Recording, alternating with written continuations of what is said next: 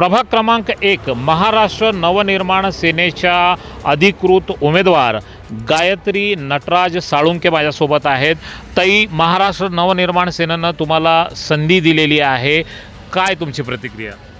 पहिले तर मी राजसाहेबांचे खूप आभार मानते आणि पक्षाचे पण की त्यांनी माझ्यासारख्या युवा नेतृत्वाला निवडणुकीत येण्याची संधी दिली त्यासाठी।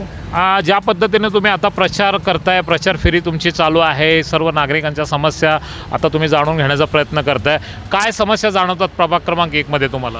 भरपूर सारे समस्या जाणवत आहेत। कालच आम्ही गणेशनगर इथे गेलो होतो, तिथे 6-7 दिवस झाले लोकांना पाणी नाही आहे। सर्व लोकांनी हीच म्हणजे कंप्लेंट केली की पाण्याचा प्रॉब्लेम खूप आहे।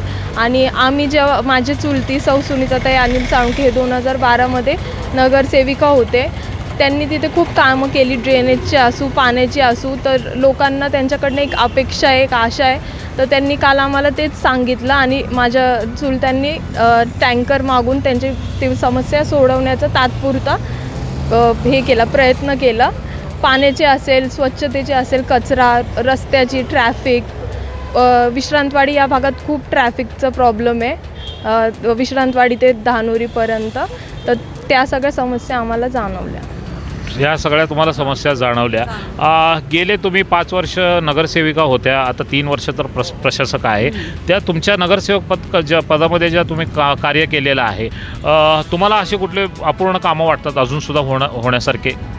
जे आम्ही पहिले प्रस्ताव टाकलेले आहेत ते आमचे अर्धवट झालेले आहेत, त्याच्यानंतर आमचे अर्ध जे कामे राहिलेत ते नाही झालेत, त्या 5 वर्षामध्ये कोणी केलेही नाही आहे ते।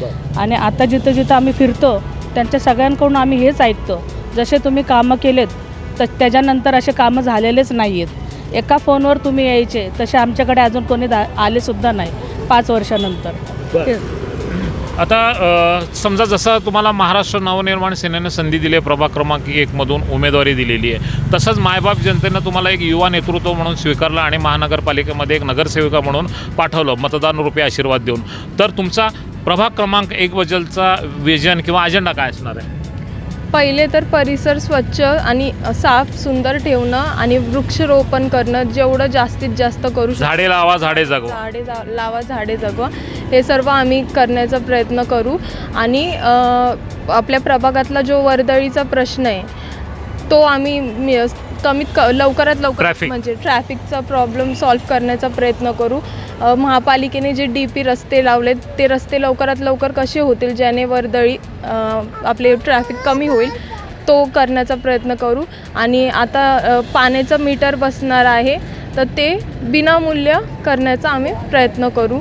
आणि गोरगरिबांनी जे अर्धा 1 गुंठा घेऊन घरं राहत आहेत ते घरं घेऊन त्यांना आम्ही निशुल्क नियमित करण्याचा प्रस्ताव मांडू। महिला सबलीकरण आणि सशक्तीकरण, स्वयंरोजगार बद्दल काय विचार केला आहे का तुम्ही? हो, महिला बचत गट असेल आणि विद्यार्थ्यांसाठी नवीन योजना असतील, हे नगर विकास योजनेद्वारे आम्ही नवीन योजना नागर वस्ती विकास योजनाद्वारे आम्ही नवीन महिलांसाठी व लहान मुलांसाठी योजना आणण्याचा प्रयत्न करू। मतदारांना तुम्ही आता 15 जानेवारीला मतदान आहे, मायबाप जनतेला तुम्ही काय आवाहन कराल तुमच्या माध्यमातून? म्हणजे मला कोणावर टीका नाही करायची आहे मागे जे काय होते त्यांच्यावर, पण मी फक्त एवढं अपील करते की मला एकदा संधी दिली, माझ्यासारख्या युवा नेतृत्वाला एकदा संधी दिली तर मी सर्वांचे जे प्रश्न आहेत मी त्यांच्यातलीच एक आहे, मी ते सर्वांचे समजून घेण्याचा आणि ते सोडवण्याचा प्रयत्न करेल। अर्ध्या रात्रीही आम्ही त्यांच्या मदतीला धावून जाऊ आणि सर्व गोष्टी आम्ही त्यांच्या सॉल्व्ह करण्याचा प्रयत्न करू। तर मला एक संधी द्यावी आणि आम्ही त्यांना डिसअपॉइंट नाही करणार एवढं आश्वासन देतो। धन्यवाद। आपण हा रिपोर्ट पूर्ण पाहिल्याबद्दल शतशः धन्यवाद।